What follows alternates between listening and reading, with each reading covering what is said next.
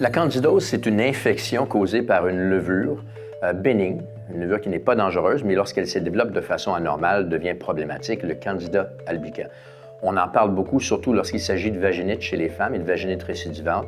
C'est d'ailleurs le sujet de mon premier livre, Candida albicans, écrit en 1986.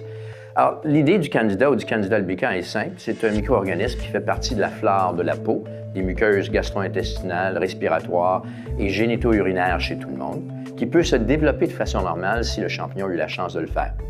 La prise excessive d'antibiotiques, des corticostéroïdes, le stress, un excès de sucre et d'autres variables peuvent faire que le champignon se développe anormalement.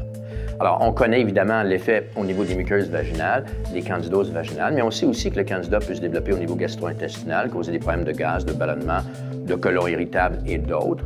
Et le candida peut jouer un rôle pour augmenter le risque d'intolérance alimentaire ou d'allergie alimentaire, tout comme il peut jouer un rôle au niveau du système respiratoire, production de mucus, problèmes respiratoires, et même au niveau, je l'ai mentionné tantôt, génito-urinaire. D'ailleurs, il y a des études qui suggèrent que chez les femmes qui ont eu beaucoup de vaginite à répétition, les cystites, donc les infections de la vessie à répétition, sont souvent dues aux champignons qui peuvent facilement, du milieu vulvo-vaginal, monter l'urètre, aller dans la vessie et infecter la vessie.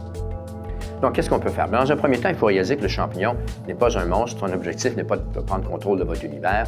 Son objectif, c'est de se développer lorsqu'il a la chance de le faire. Il faut donc, premièrement, augmenter notre capacité immunitaire. Le faire de deux façons pour que le système immunitaire puisse naturellement combattre le champignon et le garder à sa place. La première chose à faire, c'est de réduire radicalement, significativement la consommation de sucre. Les champignons se nourrissent de sucre. Ils font partie de la famille des levures. Si vous voulez faire du pain, il faut ajouter un petit peu de sucre dans la levure pour l'exciter, la stimuler et l'alimenter. La deuxième chose qu'il faut faire pour augmenter sa capacité immunitaire, c'est de faire de l'exercice du mouvement qui va aider le système lymphatique, qui est un système circulatoire à part du système cardiovasculaire, à fonctionner normalement et à défaire les champignons, à défaire les bactéries et même les virus dans ce qu'on appelle les ganglions lymphatiques à travers le corps. L'autre chose qu'il faut faire, c'est de penser à utiliser, lorsque c'est nécessaire, un antifongique, une substance qui va aider à détruire les champignons. Il y a des antifongiques naturels comme le pot d'Arco, l'ail vieilli et plusieurs d'autres qui sont extrêmement efficaces.